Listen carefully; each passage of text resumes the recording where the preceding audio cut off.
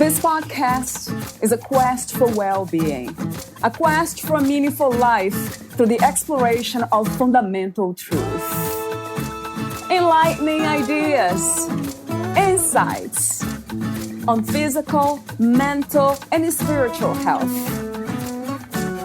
The inspiration is love. The aspiration is to awaken new ways of thinking that can lead us to a new way of being well.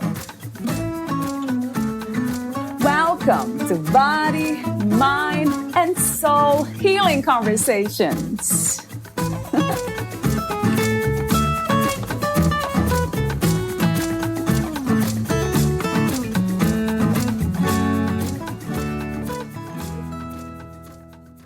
You are whole and ready to go.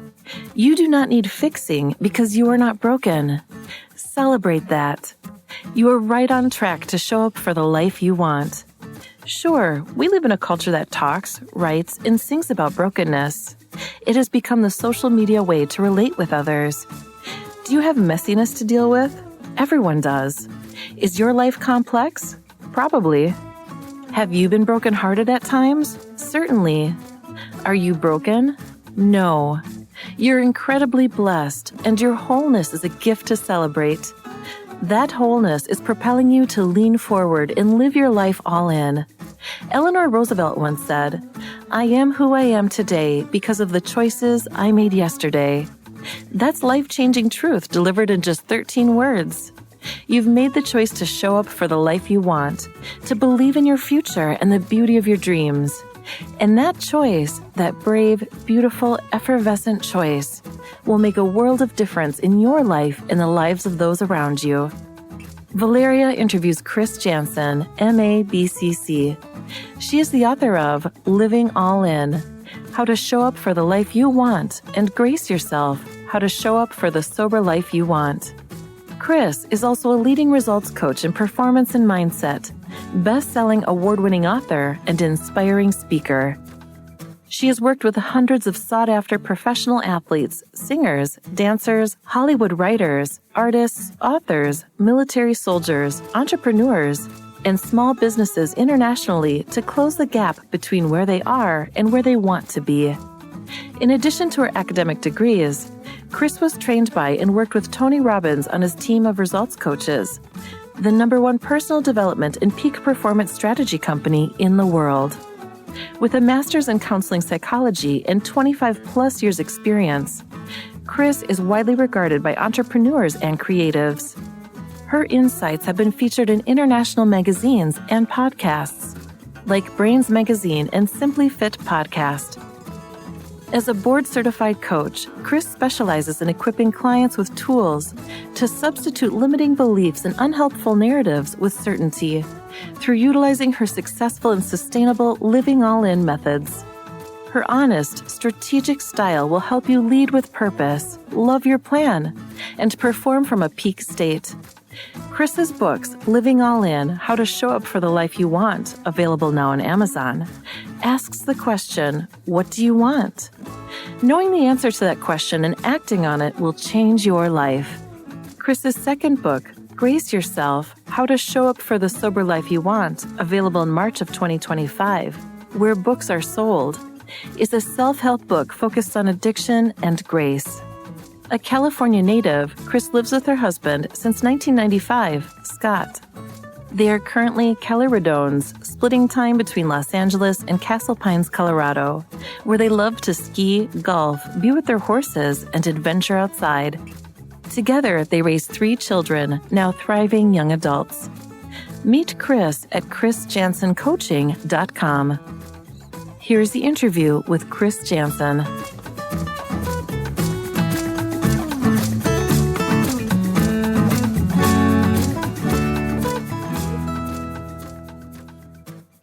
Hello, everyone. This is another Freedom to Feel conversation, and my guest today is the lovely Chris Jansen. She's the best-selling award-winning author of Living All In, How to Show Up for the Life You Want. She's also a board-certified coach and inspiring speaker, and the founder of Chris Jensen Coaching. With a master's in counseling psychology and 25 plus years experience, Chris is widely regarded by entrepreneurs and creatives. So this is my brief introduction to you, Chris. The full bio will be at the end of this video. The question that I love asking all my guests for some reason is how to describe who you are in this very moment. Who is Chris? I love Me that too. question. Well, thank you for having me, Valeria. It's so lovely to meet you. You're just lovely. I am a whole person. I am a child of God. I am a wife, a mom of 3 kids that are all adults now, and I'm a friend. Yes, a friend. That's beautiful, though. One of the messages that caught my attention immediately in your book, Living All In, I'll show the cover, beautiful cover. I love that. And although we'll be talking about your second book too, is the message about being whole. So the first chapter reads, Ready, Set, Go. And then it says, right from the very beginning, you are whole and ready to go. You do not need fixing because you are not broken. Celebrate that. So what a profound message. I don't think it can get deeper than that in a way. We can explore and investigate and how to live and put this into practice, but it's really all there. It's just so clear to me. So talk to me about this specific message. How did you come across this way of being? It's not even a belief system to me, but how did you come to embody that in a way? Mm-hmm. I love this question. I have been asked or even challenged about it in the book, right? Because it is popular to say we're broken, and I understand that. I understand what being broken means. So I'm not in any way suggesting that we don't have trauma or hurt or there's not healing to be done. It's just that we're souls. We're human souls here on this earth for now. And we're not just little bits and pieces floating around. We're whole. And in that wholeness, sure, we are definitely not perfect. So there's a really big difference between me saying we're whole or me saying we're perfect. I'm not saying we're perfect. I'm all for progress, not perfection. And I work with people all the time on getting from where they are to where they want to go, right? We're either healing something or we're moving past a hurt. They may be at a level of pain where that has made change a must. So it's not that there's not, but that is a part of their life or a situation in their life that it's not even that we're fixing it. We're working with who we are and what we have, right? We don't need to, this is silly, but we don't need to we don't need to get clean to take a bath, right? We're just beautiful the way we are right now. And if we can ready, set, go means right now. I mean, I could start working with you exactly as you are right now, and we don't need to go get our ducks in a row. And sometimes when we do try to go get our ducks in a row before starting self-work, it just delays it. It delays the process. And I think it too sends a message psychologically to us that we aren't ready or we're not good enough somehow. And I'm obviously against that message. So I'm known for saying you're not broken and you don't need fixing. I love that. So you are known for that. That's what, of course. You started the book like that. So that makes so much sense. I mean, I love the way you also clarify about the idea of being whole and being perfect. So they are not really the same thing. And although there is this, I would say almost this felt understanding that perfection is wholeness in a way. That's how I kind of see it. That's what perfection would be if I wanted to define what perfection is being whole. So in also the idea that we are always kind of working on something, but it's something that is I'll call it the experiences, the body, mind, the complex. There's always something to work on. I don't think we can be done, healed, or in any way, right, whole at that level. But at the spirit level, the soul level, right, which I call it pure consciousness because of my studies with the Hindu philosophy. But going back to, I'd love to know the backstory of you. What inspired you to become a coach, to write a book, and do what you do? I know you're writing a second book. We'll be talking about it in a moment. But what was the main inspiration for doing everything that you have been doing, Chris? Well, I was working with a lot of clients, and I had this thought that if I want to eventually work with less clients or reach more people at a time, then I would really love all these things that are helping me, have helped me, and now are helping my clients written down.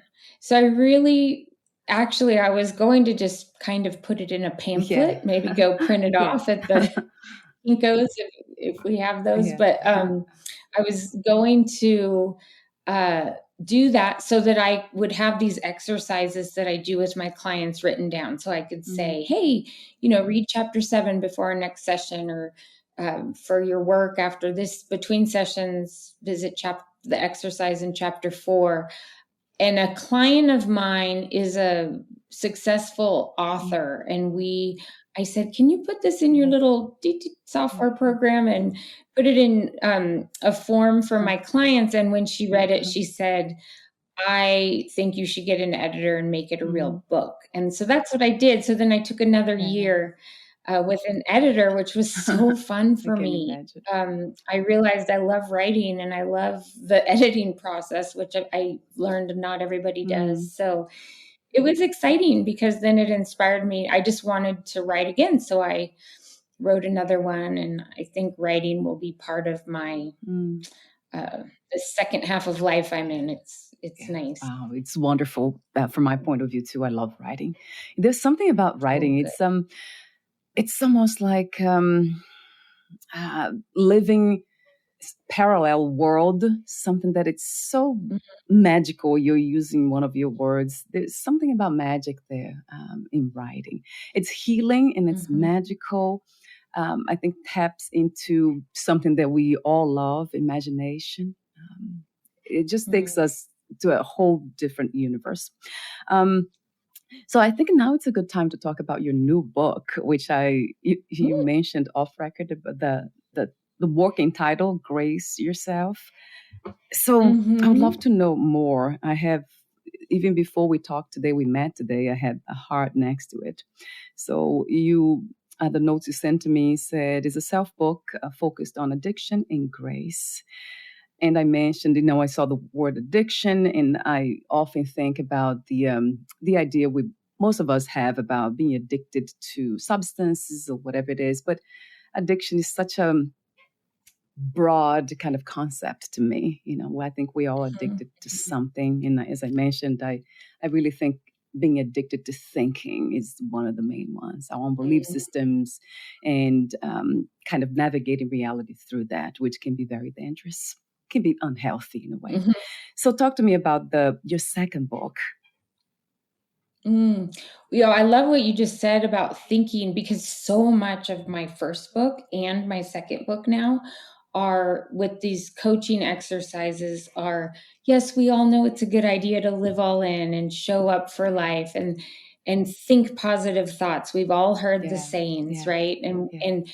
And what's special about these books, I believe, and my coaching is that how do you do that? So have tools that I've come up with over the years to help people actually break it down. But what thought just went through my head? Let's break that down. Let's flip it. Because you're right, we can be addicted to negative thinking and we can also make positive thinking a habit, right? Or a ritual as well. So, so my new book, it's called Grace Yourself. And it's really a book. It's called Grace Yourself, How to Show Up for the Sober Life You Deserve. And it's really a book for recovering perfectionists. We talked about being perfect, right? I think being a perfectionist where things need to be a certain way to reach a goal is dangerous. And in my experience, it's led a lot of people to addictions that are harmful. And I do make the distinction in the book. There's a difference between being a perfectionist and a high achiever.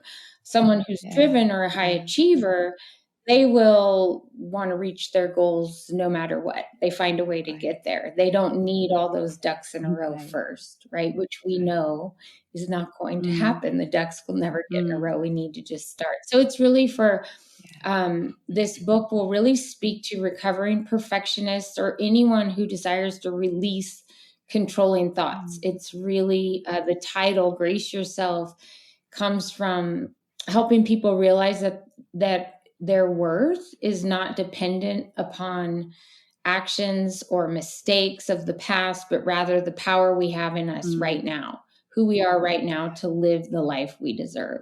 And so it does talk about pressure, right? If we are an achiever, or we are, and most of us are, and we're high performers, there's pressure. And so a lot of times when that pressure gets too high, we seek to either numb it or work with it by adapting a habit, which can become a dangerous addiction, right? Or a soother. In the book, I call it soothers, right? It's not that that's wrong. It's a natural need and instinct to want to soothe that or to relieve that pressure. It's just that it's not good for us when it turns into something that's harmful that we do repetitively. And so the book talks about that. It uses I do have a story. I did used to be addicted to alcohol. So I use my coaching. I share part of my story and use my coaching tools to help people separate fact from story, right? Like in my own life, this was years ago. I first got sober in 2007, but the story I used to tell myself was, I'm a monster because I can't quit drinking alcohol. And it was a ridiculous narrative, because I was achieving in every other area of my life, right? I was a mom with 3 kids. I was, running the mom groups at school. I was keeping a household. I was doing all these things. And at the same time, there was just this one thing I felt like I couldn't get right or get perfect. So I had this limiting belief and this narrative. And so what helped me is to meet people that taught me that to separate the fact from the story. The fact was, yes, my body was addicted to alcohol. That's a fact. But the story I had attached to it was, I'm a monster. So the new story is, yes, I was addicted to alcohol, but I am deserving of recovery and a sober community and of all these tools and help to live this. And that is what the sober life you deserve, right? I am deserving of that. And so once I took that monster narrative out of it, it made recovery. There's still work to be done, and that's in the book. However, it's loving then, like the pressure's off, right? You've got to grace yourself. Grace yourself. And take the shame off of it, take it out of the dark, and find a community and in order to move forward. Wow, what an inspiring, insightful message. So when you speak of deserving, I think about self-love, self-compassion. So going back to basics in a way, right? Kind of like the title suggests, grace yourself, embrace yourself, love yourself. That's my interpretation. It really feels that way, because we do tend to see ourselves also in parts, right, Chris? I see that too. It's interesting that we never kind of we're never there for the whole. We are always kind of very judgmental about parts. The thinking mind is always analyzing parts of us in parts of the worlds and people. I think it's just something that's the nature of the mind anyway. That's what it does. So it's good to know that. It's a knowledge that I loved having and practicing. Just I know the mind does that automatically. So I can move to the heart and see the whole and be at peace again. So regarding Write Your Story, that's chapter 4 in the book, Living All In. And there you say something too that caught my attention. You said, you get to choose whether you tell a story that exhausts you or one that energizes you. So that kind of jumped, like immediately, like that's so true.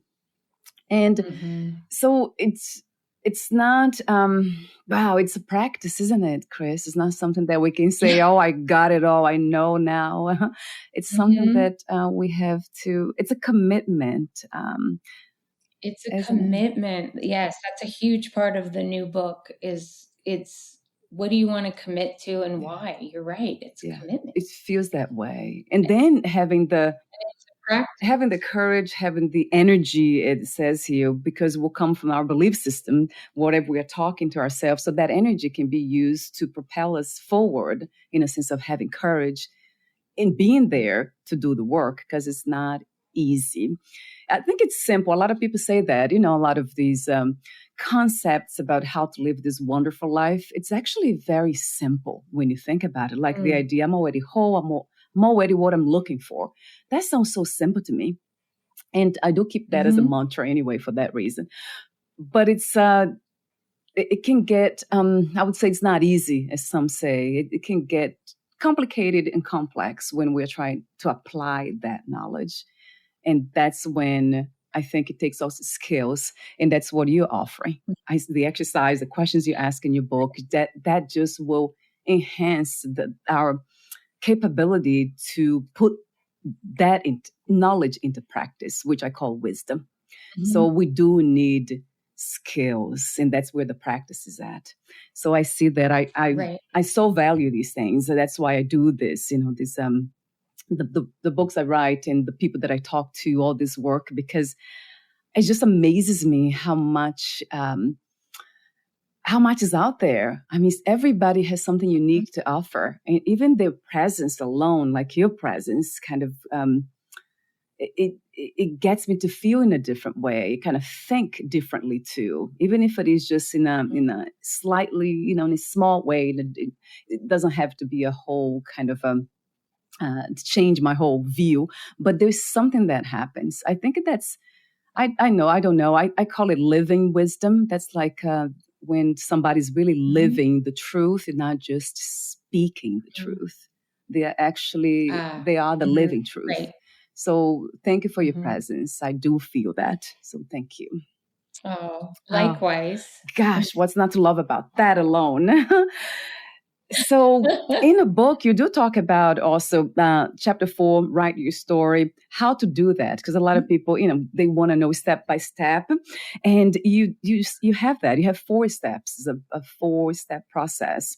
So would you mind going through that? I made a note here for some reason. So if you don't mind, Chris, to go through the 4 steps. I love it. Now, are you talking about the 4 Fs or the 4? Oh, yeah. It's the one that says, I have the book here, but owning an energizing story that serves you well requires identifying and destroying the exhausting story. Oh, there. Yep. Yes, yeah. Yeah. So this is in chapter, in the book, it starts on page 23, the chapter called Write Your Story. And I, by the way, love what you said about it being so simple. I just think we can really complicate things because we are intelligent beings, right? And so I am always reminding clients, this is simple. Don't complicate it, like KISS, keep it simple, silly. Right. And it is like, I do use the metaphor. It is like our emotional mastery is like a muscle at the gym. I can't go to the gym, do weights one day and come out with great biceps. I have to go back the next day and keep conditioning it. Right. So a lot of these really simple concepts for self-help do take repetition and conditioning, and we do that. And so that really plays into this, write your story chapter, because I say in here, be very patient with yourself, grace yourself, because it took if you have a negative story that's not serving you, an exhausting story, it took a long time for your brain to write that narrative. So be patient.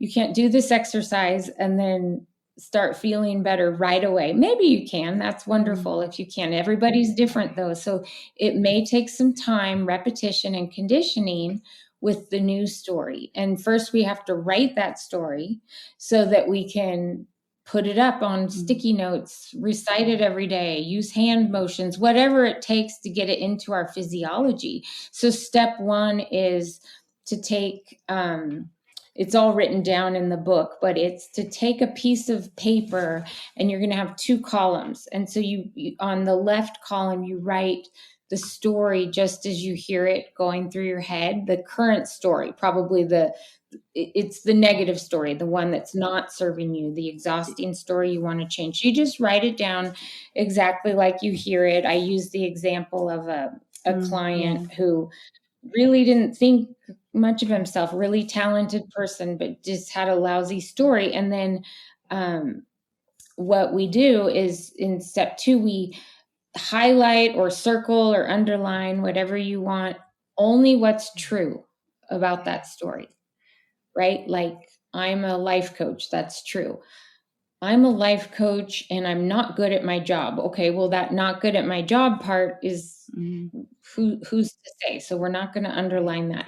And so then what you do, you take all those things that you've highlighted and you put them on the right side in another column, and you write out a new story. And the real key ingredient for having a good narrative is that the idea that we can't change our circumstances. We can some, but not all of them, right? Life is what it is. We have the family we have the situation we have, but we can always change the meanings we attach to those circumstances. So that's what we do in the right column. We take the truths, the facts, the circumstances, and we attach really positive meanings to them and say, if I were going to write this to serve me really well, what would it say? And I have people write it even if they don't believe it yet. And then in the fourth, then we practice it and condition it. And the belief will come. And that's where how I said it took a long time to write that narrative that didn't serve you. So give yourself some grace. It will take time to write the new narrative. Yeah, that's true. It's a relearning process, unlearning, relearning, replacing it. Gosh, yes. That doesn't, I know you mentioned about meaning. So we always have this intuitive pull into assigning meaning to everything. And that's true. The mind does that automatically too. And I used to do that. I come from a lot of, childhood abuse, all kinds of abuse. And I remember kind of throughout my teenage years and a young adult, kind of trying to make everything and everyone as positive as I could. Maybe because my mind couldn't really embrace the fact that people can be harmful. And people are capable of doing some horrible things that I had experienced. But something in me was trying to cover that up all the time with positivity. And that actually was, it caused a lot of unnecessary suffering. So I would love for you to clarify that too, Chris, in a way. Like, it's not just trying to make something positive if it is unhealthy and if it's hurting you. For me, it was having the courage to say no, creating boundaries and moving away from people that were harmful in situations too, of course. So I'd love for you to clarify that just in case. Oh, I'm glad you brought that up. That's toxic positivity is one thing we call that. And it's like the silver lining. Right. And I cover that in both books, actually. Not every cloud has a silver lining. Right. and sometimes you have to stand under that rain cloud. Yeah. It will clear, though. The skies will clear. So we can, I do talk about, while not everything has a silver lining, we don't have to stay stuck in really harmful emotions. We don't have to camp there. We can feel our emotions and keep moving. I like the metaphor of a wave, right? Yeah. The wave can crush you, or you can kind of move with it and let it carry you to shore. That doesn't mean you're not going to get bumped up on the rocks and all of that. You will reach the shore, though, and that's going to take a supportive community, like a friend, at least one person. Just don't isolate. And that's going to take being honest, and it's going to take writing a good narrative, even though you don't believe it yet, like making sure that you're not attaching a story that doesn't serve you to the circumstance. Right. So if there's childhood trauma, that's a fact that happened. We can't just smooth over that. We need to write that down in the left and the right column as the fact. And then we can attach the meanings that we feel we're meant to attach to that as we move forward. Yeah. Thank you for that clarification. Yes. It's been my own experience. So I always am very careful around those things. Even these days, that's one of my practice. That's how interesting it is, and how let's say it's almost like ingrained, the word would be, how deep it is, these belief systems, or that I used to believe that everybody, people had to be good, that could not be something true, that people were capable of doing horrible things, your own parents and all that. So I had to kind of remove that belief system, but it's still here somehow. I have a tendency to still believe that everyone is, and also because of my spiritual practices, which reinforces that in a way that everything is God, everything is happening in God, which means it could be good, but then now I know the difference. It could be good or bad. God's not just something that's good from my perspective. If it's love, it's freedom. So it can be everything. So with that big picture kind of helps me to kind of have a healthier view of the world. It doesn't go one way or another. It kind of stays in between. So it's a lot more balanced in a way. It gives me a sense of peace. I think that's the way I can describe it. There's a rhythm to it. And I like that you said, I do think it is important to not make ourselves wrong if we did used to think of something a certain way, because we need to realize that was a survival mechanism that maybe saved you. Yes. Right. To think everybody was good. And it's just that once we grow, and once we know differently, we are able to change the story. It doesn't make the past story wrong. Yeah, I love to hear that too. Yes, it was definitely a survival mechanism, right? Emotionally, psychologically, emotionally, and physically. Yes. So yes. Sure. The other topic, chapter 5, speak good magic.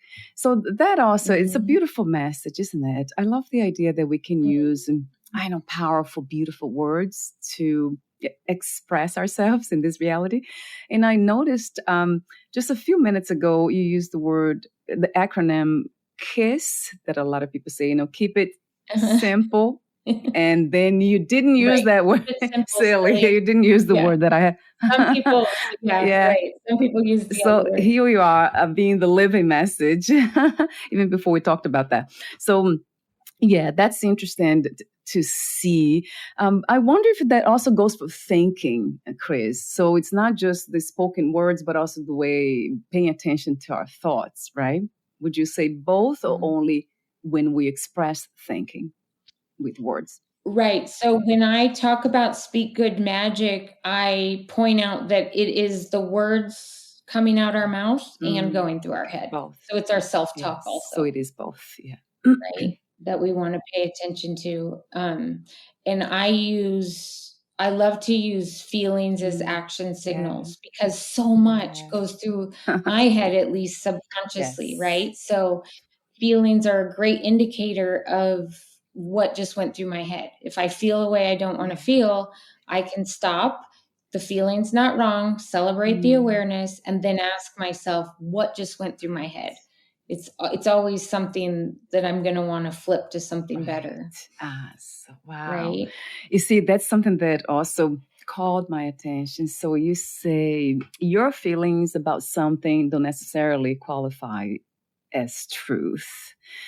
That's very true to me. The thing is, I interview a lot of people, and I'm in touch with a lot of people who talk about intuition. And intuition has to do with the way, where you feel in the body. So it's all about that. It goes back to feelings. But I don't think they are the same, right, Chris? Feelings and emotions, it's a question that I used to ask, because there is a difference between sensations and then again, thinking, the way we interpret reality, even the way we're interpreting the sensations, we can use a story for that. We can use stories for everything. So how do we go about when it comes to that? Because most people, they ask, it's something that they live by. Trust your feelings. You probably heard about that before. We got to trust our own gut, our own feelings. So I know you have the 4 F's, right? The feel it, find it, fact check it, and then frame it. I would love to hear more about this, just to understand better myself. Yeah, this is a good topic. Personally, I don't think I should follow every feeling. Yeah. Right. Like a good example is fear. Oh, yeah. There's a lot of fears. That's a big one. There's a lot of fear. And I liked you just made that distinction between, and did you say intuition or instinct and a feeling? Yeah, maybe that's a good way to do it, because there's a lot of fear that's false. And then, like, I live in Colorado part of the time, and I happen to be scared of bears. I don't even see bears a lot, but it's just, I don't know, it's just childhood fear. So we'd go hiking a lot, and I always carry a whistle just in case. I'm just afraid of bears. And I don't think that's a false fear. I think I should be afraid of bears. Right? Or, so there is a lot of curiosity we need to have. And one of my favorite questions is that true? Right? So if my body is feeling a certain way on a hike, maybe I should pay attention to it. Is that true? Well, yeah, there could be a bear around the corner. If I'm feeling scared of coming on your podcast or something, if I'm in a debilitating fear that's not serving me, then I need to go through these questions and say, is that true? Am I going to die if this happens? Right? If it's a bear, maybe, but if it's something else, no. So you do have to discern between what is a natural instinct and what is words going through your brain that are indicators that you want to go, is that true? And flip them if they're not serving you. So I use this framework I came up with to do that, called the 4 F's. Again, super simple. It's feel it, find it, fact check it, frame it. So when you feel a way you don't want to feel, you stop and get curious. What just went through my head or out my mouth? And you'll be able to find it. So celebrate your awareness. Again, feelings aren't wrong. They're just action signals. So then you find it, which is, what just went through my head. A lot of times these things are in the form of a question. I call them lousy questions, right? Why do I have to be here? Why do they act like that? Why is this happening to me? Those are all really lousy questions. And when we ask them, even subconsciously, our brain will answer the question, whether we're aware of it or not. And the question will be the answer will be lousy. So then you fact check it. That's where you go, is that true? Right? Does this person always act out this way? Is this really happening to me? What if it's happening for me? You're going to fact check it. And then that is the framing it. You frame it or reframe it to something that serves you if it's not serving you. Yeah. It sounds very simple, especially when you start with questions. I love the curiosity piece, because that opens up this whole no possibility, right, of for something. It's not just one. I think that's the reason why we get really caught up in unnecessary suffering with mental health issues, emotional problems, turmoil. It's because we are just focused on one thing. There's just one way to think, one way to see something. And I think that that's where most of our problems come from, not being open to different perspectives and ways of seeing the world in ourselves. So that's a big one to me. Feel it, and then and I love the way you say about celebrating, being aware of feelings, being aware that I'm having them. So that's powerful too. That has a lot to do with meditation. The practice of meditation I have done for many years was all about that, like paying attention to what's happening here. Amazing work. I was just thinking about you as a mother, passing this on to your children, and because it feels that way too. Yeah. They call me a lot. Yeah, that's really beautiful. And now you're passing on to, other people, but it feels like it's coming from that place of a mother, of the feminine wisdom of nurturing and creating the ground for wisdom. And that's what we need really more in this reality. I mean, the more I reflect on it, contemplate the way we live, this experience called human, it really, wisdom comes to me all the time. Why can we live from wisdom, from what we know it's true? Because we do know, right, Chris? I don't think we I think most of us do know what is, it's not right, but what's healthy, what could bring us together, what could make this reality a wonderful one, in a sense of collaboration, of, of a world of peace, really. I know it sounds like a cliche, or what do you call utopia? People say utopia, whatever. But it's not. It's really, I think that's what we're all looking for, really, to live at peace, right, within ourselves and our community and people around us, in our environment.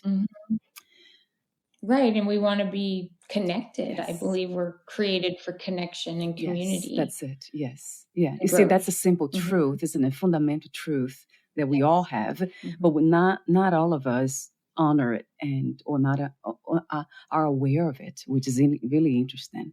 So when you speak about awareness, that really kind of opens my heart, because that's what is needed as a first step. So there's something else that you spoke of in your book, was about the difference between an abundance mindset and the scarcity mindset. And then you say an abundance mindset speaks of what's gained, and a scarcity mindset speaks of what's lost. That's something that really resonates true to me as well. That tells a lot about, you see, a mind that's really aware of itself in a way, right? Because then we know the difference. But talk to me about that.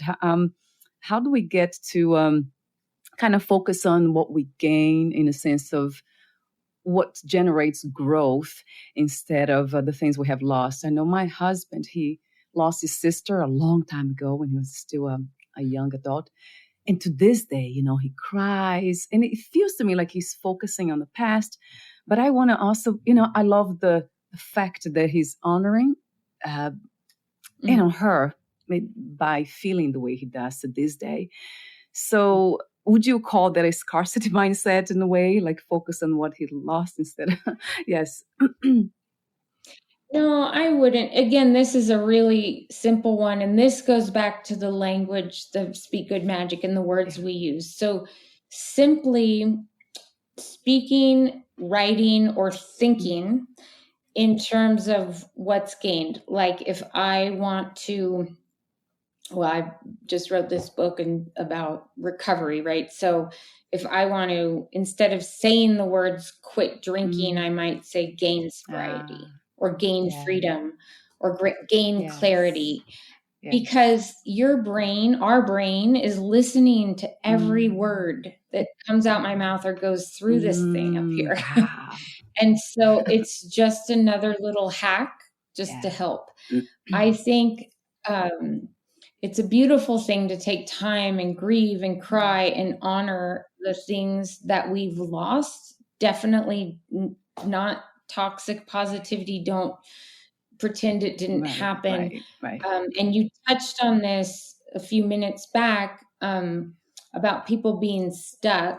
And there, I do think there's a difference between natural pain and emotional misery. You called it suffering, right? And a lot of people call it suffering, but it's so if your husband's grieving, right? Like, I don't know all the details of the situation, but that sounds like natural pain, you know, and I even have people schedule your grieving sometimes, like, say, for this hour, I'm just going to be all in on grief and crying and whatever. And then you don't just turn it on and off like a light switch. Of course, it's always with us, but have a time we can schedule to really be in on that natural pain.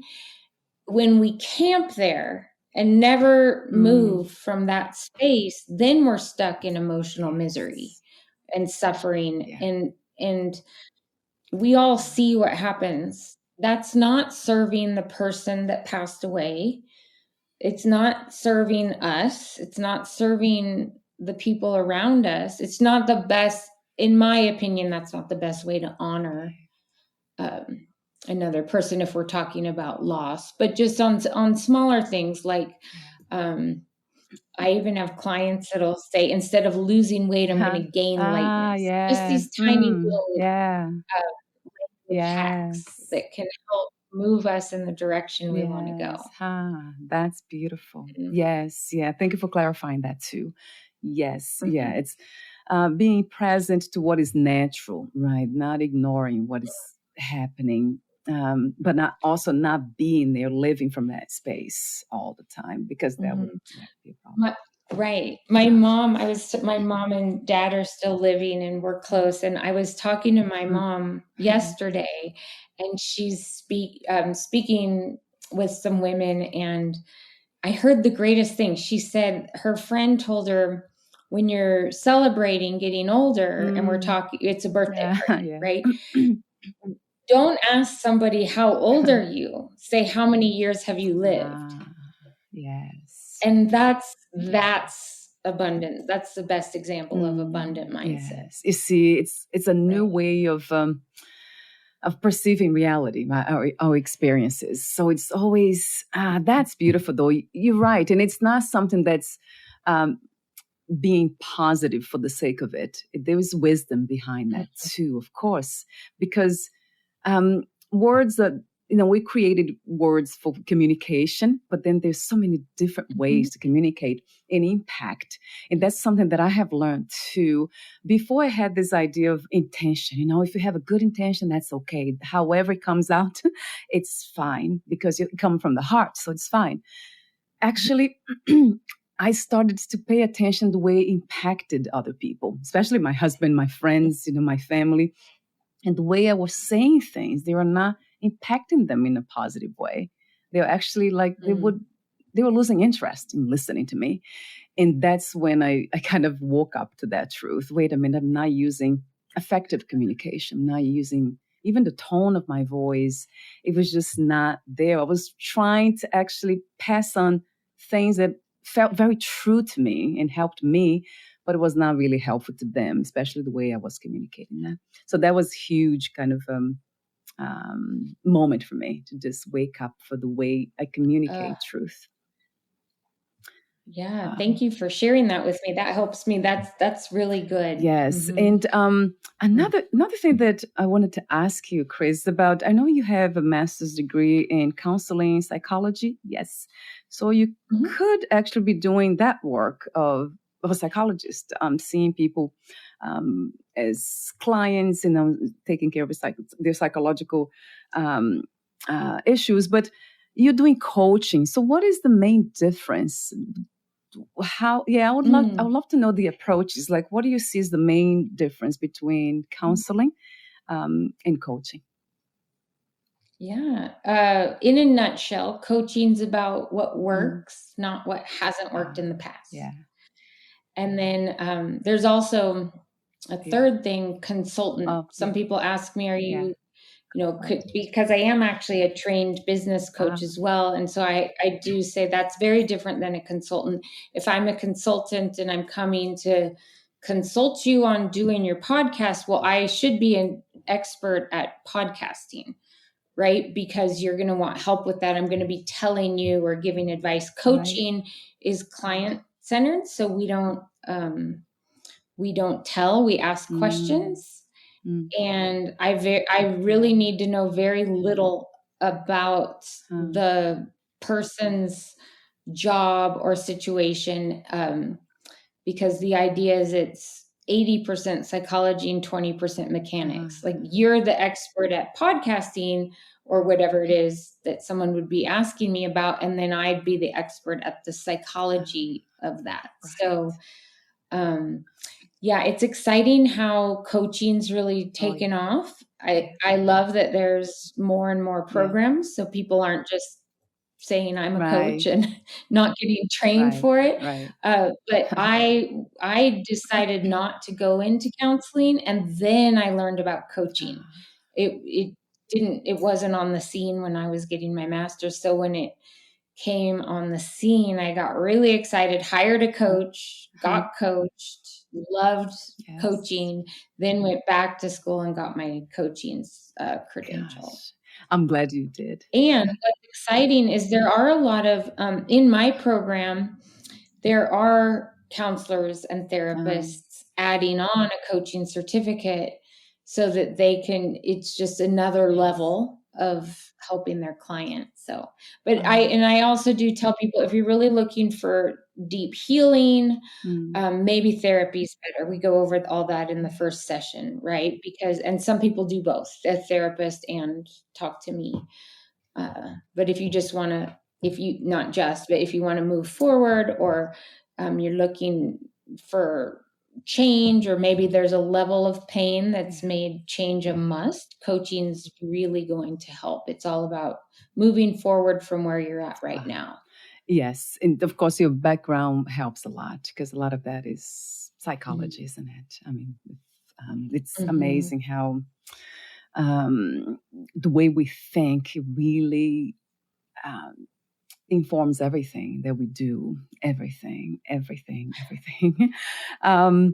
So the other, I love the coaching. I remember having the experience. I mean, I'm around a lot of coaches and psychologists too, but I remember hiring a coach in New York when I was doing the fitness thing, competition, and she made a huge difference. I could not believe, I thought I knew it all about fitness and I would, win the competition without her, but I wouldn't have won without her. So that she made a huge difference. So thank you for the work you do, Chris. It's really, I mean, it makes a huge difference, I have to say, from my own perspective. Not just the fitness coaching, but I have done all different kinds of coaching. I have been a client of many people, and it's just incredible. I mean, it's just, I cannot say enough. It's like having not just a best friend, but it's almost like an angel guide, a spiritual guide, I have to say too. I need my coach. Yeah. I agree. Isn't it?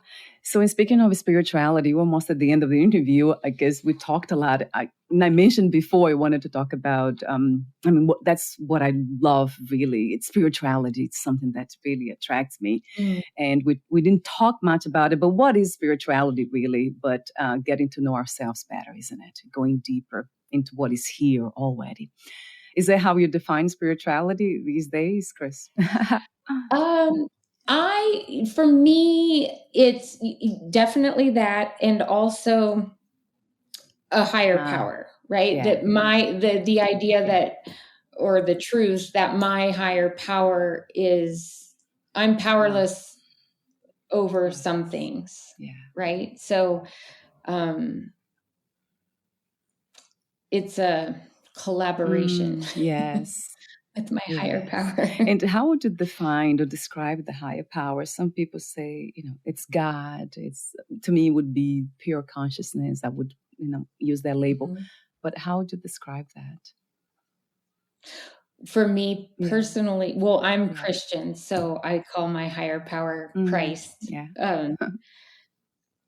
But I'm not a Christian coach. I have many clients with different higher powers, and it doesn't change the way we work together, because it does change that they have a higher power. Because the work, I just don't think self-work is meant, I just don't think the ego is meant to take all this on and do it by ourselves, right? Yes. And so you'll see in the book, I mean, most of my tools incorporate faith in a higher power. It's whatever that client's higher power is, we're going to do some leaning on that higher power and some tapping into that. Yes, a billion times to that truth, to me as well. Yes. Having this, it's almost like something that takes the weight out of not a, how can I put that? It's just not easy to put into words because we can't, in a way. We're off the hook to do it ourselves. ourselves. Yes, right. That we don't have to. So there's a lot of, in a way, spiritual practices. Has a lot to do with surrendering. That's what I see. The more I surrender, the more I let go, of the tiny things that the mind tends to hold on to, the lighter I feel, the more playful I am, the more creative I am. So, and I think that's what you're referring to, the higher power, in the sense of, we are not alone, and there's something here that's a lot more. That's really what we are, though. I see it that way, Chris. That's what we are, not even who, but what.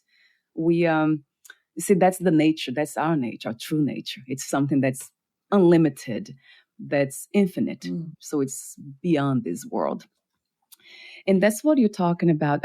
You talk about in chapter 17, get excited about what's to come. So the message there is very profound too. When you say life down here isn't all there is, the best is yet to come. The idea of waiting for something beyond this, like heaven, it's not really something that I tend to believe in or hold on to, because even that I don't want to hold on to, that there's something better than this. But because this, whatever we call heaven, that idea, it's already here. I think it's possible to, I think it's a feeling in the body too, the body mind. It can be here now. It really feels that way.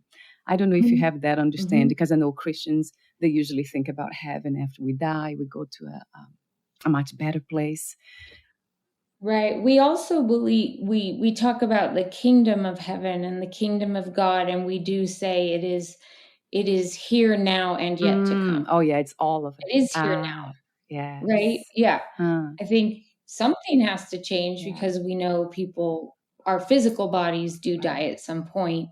We don't have all the answers for after that. But I do think surrender, you talked about surrendering to a higher power is, well, you said it. To me, I said it in the book, actually, in the Living All In. I said, to me, surrender is not a laying down, it's a standing up. Yeah. It's a commitment. Yes. And it's ironic. It's the surrendering is what brings the freedom.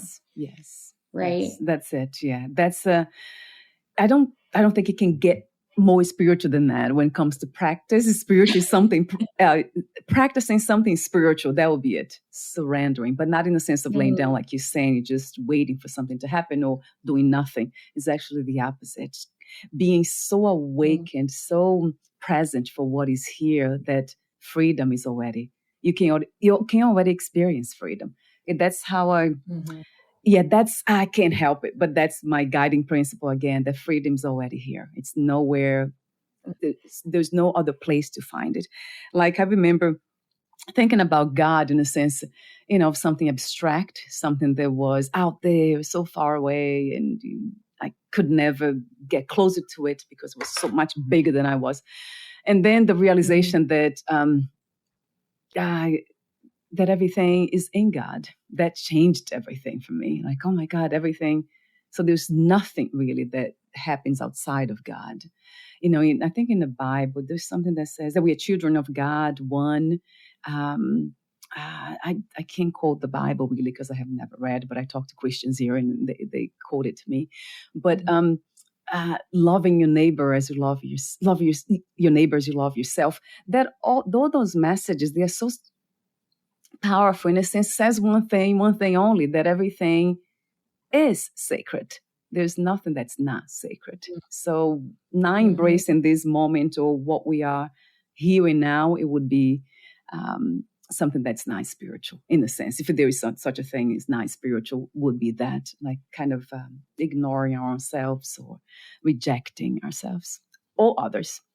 So we're almost at the end. Guys, I could talk forever about these things, but another chapter that caught my attention was chapter 18. You talk about believe you have everything. So that's the title. And then you say, you have everything you need to live all in. So the way you start the book and you end, it's just so, it's very straight to the point. So it's not, I know there are so many practices, so many ways of living that, living all in.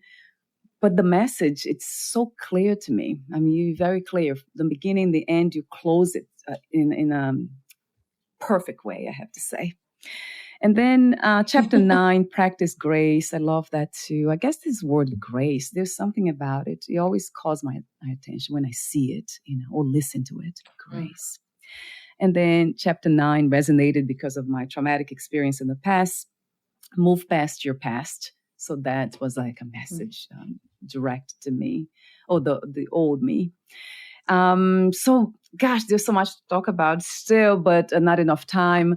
Is there anything that Well, I'll just come back. That'll be fun. That'll be fun, Chris. But is there anything that you left unsaid for today's conversation that you wanted to? Well, thank you. I think you're just a beautiful soul, and it's just, I can feel the love coming through the camera. And so it's really, I feel the same way. Really blessed me by being able to get to know you and to talk to you. For the new book, I'll just say March 18th is the launch date, and we've got a lot of fun offers if you go hit the pre-order button. So things that won't be available after March 18th, like I'm going to do, I'll have a masterclass available, video courses, and a workbook that you'll still be able to get those on my website. But if you pre-order, you just get those thrown in, and then you get to be part of the Grace Yourself community, and all of that will, if you go to chrisjansencoaching.com, that's my website. It'll, then it's chrisjansencoaching.com/book/Grace Yourself. But it'll be very obvious when you go there. If you pre-order, you will be able to get all these things. So I'm excited. I'm excited to meet even more wonderful people like you through the book launch. And just thank you very much for having me on your podcast. Thank you, Chris. And congratulations on your new book as well. I mean, I love the first one. And I didn't ask about the cover. I love the cover. I said that so many times. What was the inspiration for the cover, Chris? The colors? That's a great question. Yeah, I love it too. Wonderful. I just love color. It's exploding with color. I love simplicity and bright colors. And so the idea that we're, it's a lot of different emotions. There's the red and the peaceful and the calm and the friendly and the soft and the bold. And it's, it's in us, right? That's it. So. Beautifully said. Maybe that's why it really kind of resonated with me. My heart open. I'll have it here exposed. I usually expose the covers that I really love for some reason. The body mind kind of is attracted to, so I'll have that here too. And the new one, do you already have the cover for the new book, Grace? I do. I don't have it with me. You'll be able to see it when you go online. It'll be up, and it goes with this cover. So it's beautiful. Wonderful. Yeah, I'm really happy. Congratulations again. Thank you so much for being you. I love your presence too. It's so open.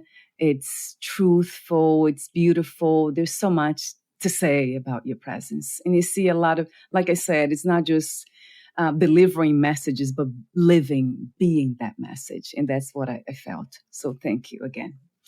And before we say goodbye for today, again, your website, chrisjensencoaching.com. I'll have you on the podcast notes. And I have a question here for you. I have so many questions at the end, but I have to ask you this one. What 3 experiences you wish everyone to have before they die, before they lose the body? Oh, gosh, you're going to throw that on me. To love and be loved.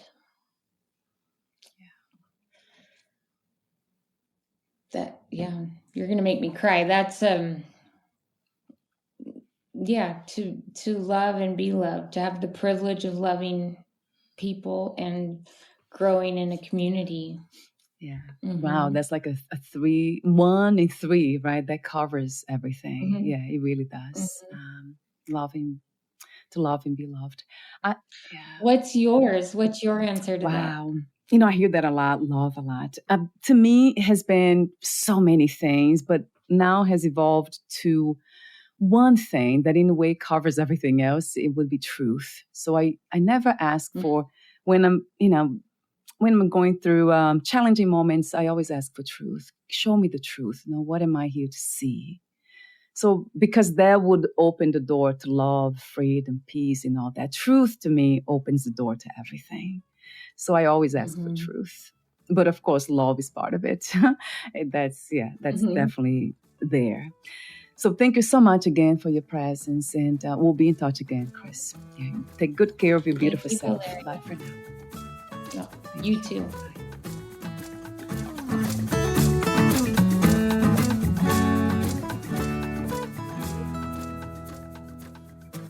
Thank you for listening. To learn more about Chris Jansen and her work, please visit chrisjensencoaching.com.